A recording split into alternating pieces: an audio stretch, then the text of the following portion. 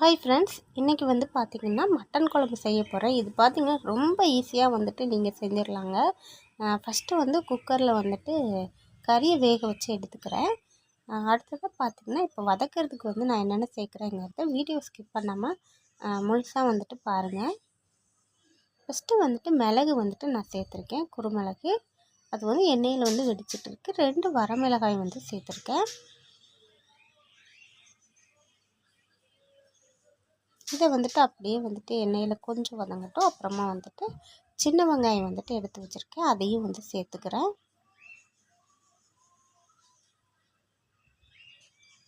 இதை வந்துட்டு அப்படியே வதக்கி விடலாம்.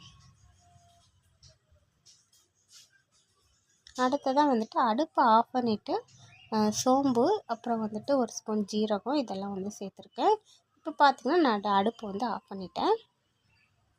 இது கூட பார்த்திங்கன்னா துருவின தேங்காய் வந்துட்டு நம்ம சேர்த்துக்கலாம். அவ்வளோதான். இதை வந்து ஆற விட்டு நம்ம அரைச்சி எடுத்துக்கலாம். இப்போ வந்து தாளிச்சிடலாம். இப்போ வந்துட்டு சோம்பு, ஜீரகம், பட்டை, அப்புறம் வந்துட்டு இலை எல்லாமே வந்துட்டு சேர்த்துக்கலாம். இது நல்லா வெடித்ததுக்கப்புறம் சின்ன வெங்காயம் வந்து கட் பண்ணி வச்சுருக்கேன், அதையும் சேர்த்து வதக்கிக்கலாம். வெங்காயம் வந்து நல்லா பொன்னிறமாக வதங்கினதுக்கப்புறமா இஞ்சி பூண்டு வந்து நான் தட்டி வச்சுருக்கேன், அதையும் வந்துட்டு சேர்த்துக்கலாம்.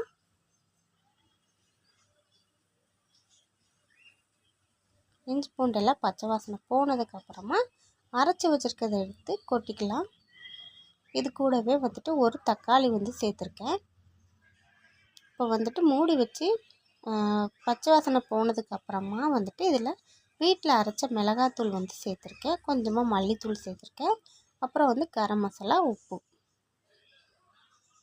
எல்லாத்தையும் நல்லா வதக்கி விட்டு நல்லா வந்துட்டு எண்ணெய் பிரிஞ்சு வந்துடுச்சு. இதில் வந்து நான் கறி சேர்த்துக்கிறேன். கறி சேர்த்து வந்துட்டு நல்லா ஒரு 10-15 நிமிஷம் வந்துட்டு நல்லா கொதிக்க விடுங்க. அவ்வளோதான். இப்போ வந்து கொத்தமல்லி தழை வந்து சேர்த்து நம்ம வந்து ரெடி ஆகிடுச்சு. இந்த வீடியோ பிடிச்சிருந்தா ப்ளீஸ் சப்ஸ்கிரைப் பண்ணுங்கள், லைக் பண்ணுங்கள்.